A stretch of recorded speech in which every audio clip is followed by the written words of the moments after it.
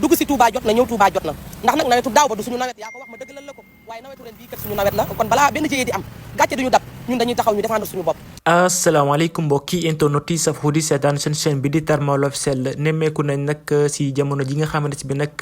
gis nañ ay quelques taw ci yenn gox-goxaan yi waaye nag liñ ci gën a marqué dañoo gis yenn vidéo yu circulé ci yi les réseaux sociaux ñuy firndeel que nag am na ay dëkk yu taa waaye nag liñ ci gën a marqué mooy ñi nga xamante si bi nag dañ ci kontaan loolu jàpp nag fu fenn taawee gouvernement moo si échec ou pas alors que nag mbir mi dépassé na foofu waaye nag haine bi nga xamante si bi nag gis nañ ko léegi ci seen politique bi jaaxal na ñu bëree bëri ba tax nag ñu bëree bëri bu sañoon Sénégal fépp ay inondé ba tax na ñoom jàpp nañ que ni nag bu inondation amee nguur gi la wala sax jàpp nañ que ni Pastef moo ci échec alors que nag mbir yi demeewul foofu Sénégal nag bis bu ñi réussir daanaka sax ñëpp la ñuy réussir ndoo képp nag ku gis foo xamante bi nag taana mën nga alerter woo ministre bii di Cheikh Tidiane Dièye bu fekkee nag mën na si def dara mu def ay jéego ñëw régler li ni mel nag moo gën ñuy gàddu suñu ay téléphone di filmer wala sax ñuy kontaan am na ñoo xam ne si nag buñ sañoon dara du dox te loolu nag yéeme na lool parce que nag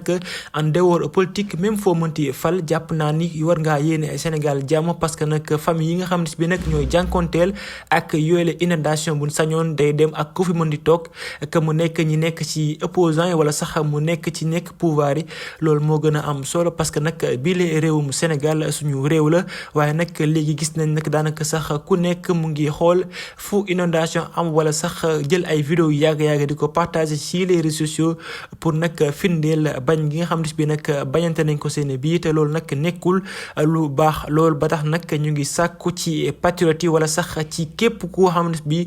mu ngi ci Sénégal boo gisee loo xam ne bi nag nekkul naka sudul noonu mën nga ko filmer pour alerter nag waaye nag pas pour se moquer wala sax pour ngay kontaan bu baax a baax ci yowle jëye parce que nag mbir boo kontaan mën na indi lu bon a bon wala sax mu indi loo xamante si bi nag li muy jur mën na bañ a nekk jàmm waaye nag laata boobu dañ leen wan benn vidéo boo xamante si bi benn femme mu ngi ci alerté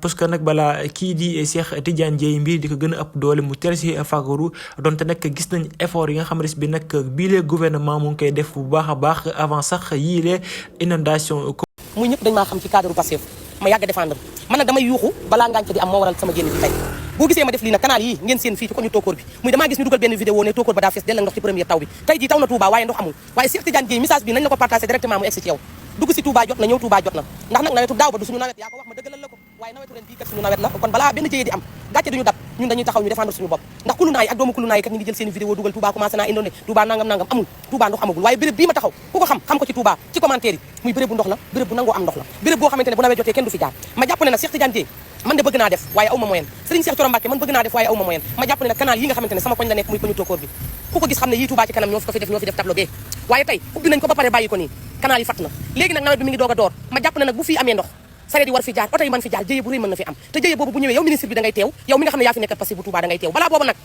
da ngay daw ca ba ngay ami tàng muy nañu ñëw sekkat li nga xamante ne mooy canal bii ci tóokóor bi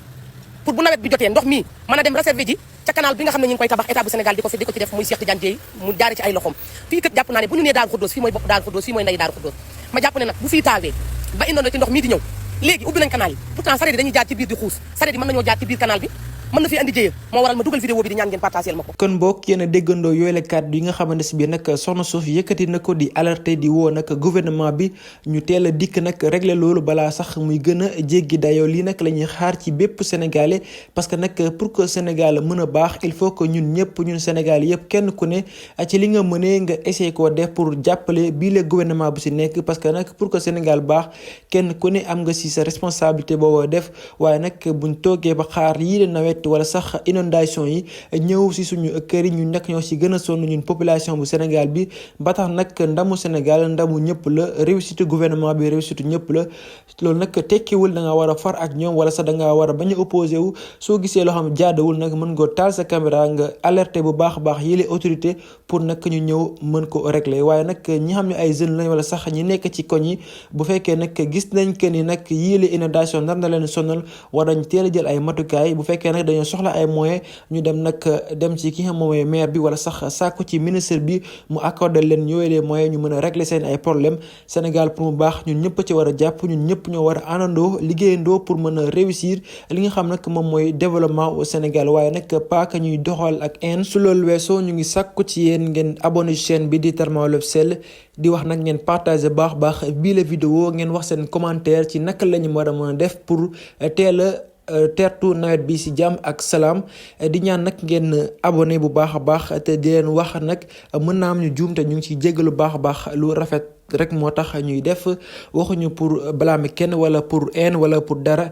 mais dañuy wax rek li nga xam mooy suñu xalaat jaarale ko ci canal bi jërë ngeen jëf.